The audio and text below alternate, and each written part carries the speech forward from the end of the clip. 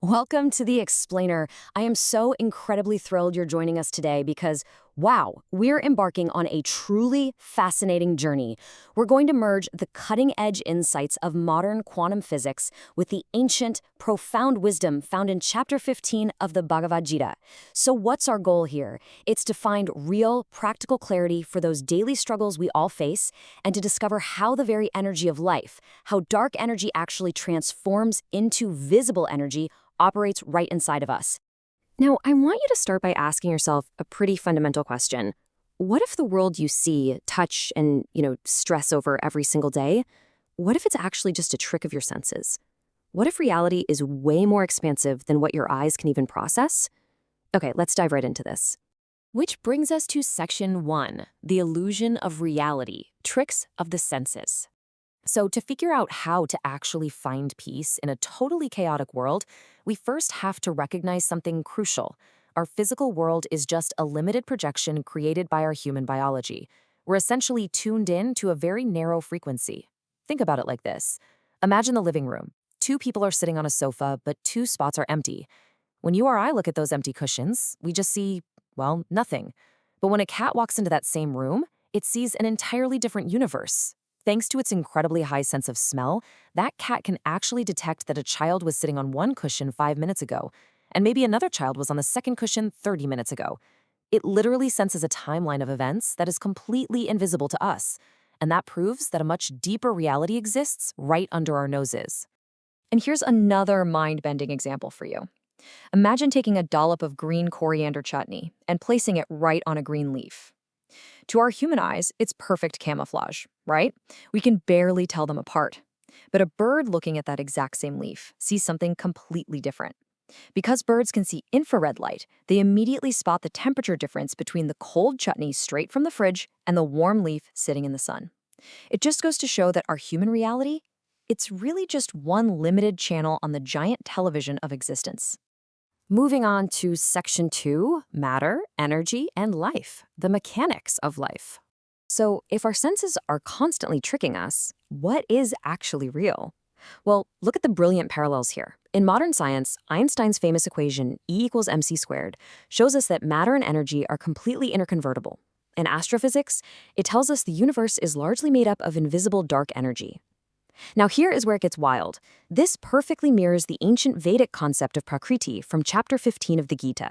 Seriously, both clinical physics and ancient philosophy completely agree here. The solid forms we see every day are just temporary, visible patterns born out of this vast and visible dark energy. But so, what happens to this energy when a physical form is destroyed? Well, the Chandogya Upanishad features this really beautiful experiment. A guru tells his student to cut a leaf off a plant. He asks, "Where is the life now?" The student looks and observes that life has withdrawn from the cut portion. The guru then explains that as you keep cutting and the physical condition is no longer conducive to life, the plant obviously dies. But here's the kicker. The life energy doesn't just vanish. No, it withdraws and seamlessly merges right back into the rest of the universe. Now, I want you to apply that plant experiment directly to yourself.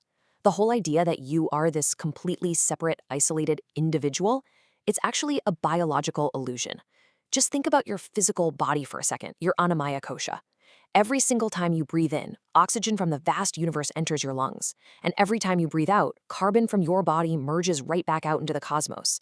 You are in a constant, unbroken exchange of energy with the entire universe around you. But how exactly does the universe power us? Well, Chapter 15 of the Gita actually states that supreme consciousness enters our bodies as the digestive fire, called Vaishwanara. This is the profound divine mechanism that takes the unmanifest, invisible dark energy from the outside world and magically transforms it into the visible, vibrating energy that gives you life, gives you warmth, and gives you motion. And what's really fascinating here is just how universal this energy transformation actually is. That exact same divine fire inside of you, it is at work everywhere in nature. It converts grass into milk in cows, and it converts consumed food into this incredibly strong, super thin thread inside spiders. So, long before the internet even existed, the very first website was actually designed and woven by spiders. And the whole shebang is powered by this exact same transformative cosmic energy. Pretty cool, right? All right, let's jump into Section 3, Why We Struggle, the Spiritual Workout. Okay, so if we are quite literally powered by cosmic energy, Why is life so hard? Why do we deal with all the pain and doubt?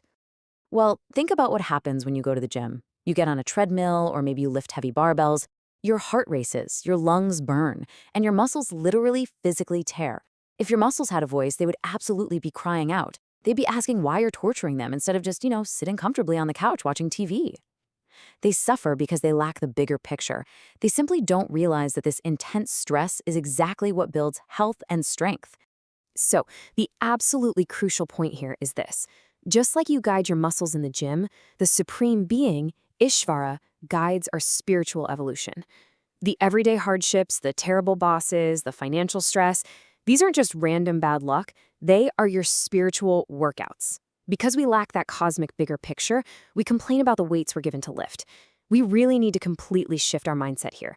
We've got to stop praying for an easy life without challenges and start praying for the knowledge to understand our workout. And for sure, the strength to actually lift those weights. And that brings us to section 4, the movie screen, witness consciousness. Knowing that our hardships are just a workout is great and all, but how do we actually maintain our peace of mind while we're sweating through it? Well, the Gita states that true consciousness can't be wet by water, it can't be burned by fire, and it can't be dried by the wind. Think of a movie theater playing a giant disaster movie, like 2012. On the screen, you see massive floods, raging fires, howling winds. But after the movie ends and the projector turns off, is the actual physical screen wet? Is it burned? No, of course not. The screen remains completely, totally untouched by all the virtual drama that was just projected onto it. And this brilliantly illustrates the concept of witness consciousness. You are the screen. Let that sink in. Your true self is the pure consciousness on which the entire movie of your life is being projected. Your body, your mind, your daily dramas, that's all just the movie.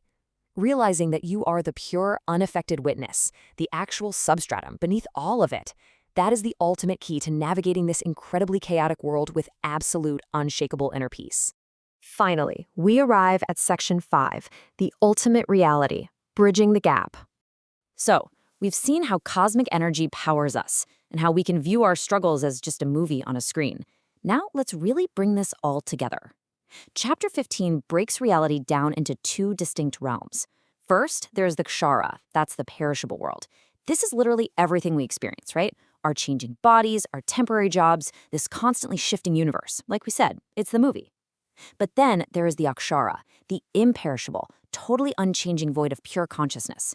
It is that eternal, silent background that actually allows the perishable world to even exist in the first place. But the Gita introduces a concept even higher than both of those, the Purushottama. This is the supreme spirit. It's the ground consciousness that perfectly bridges that perishable world of forms with the imperishable void. By consciously connecting your own awareness to this Purushottama, you realize that you are intrinsically part of the Supreme. And this profound knowledge, it is a real game changer. It instantly frees you from sorrow, totally liberating you from all that evolutionary baggage of fear and anxiety that our biology tries to impose on us. You see, you are not this fragile, isolated body, just endlessly struggling against a harsh universe. You are the eternal energy. You are the witness. So I'm going to leave you with this one, deeply empowering thought to carry with you today. If you are truly the untouched, completely indestructible screen of consciousness, what kind of movie will you consciously choose to project upon yourself today?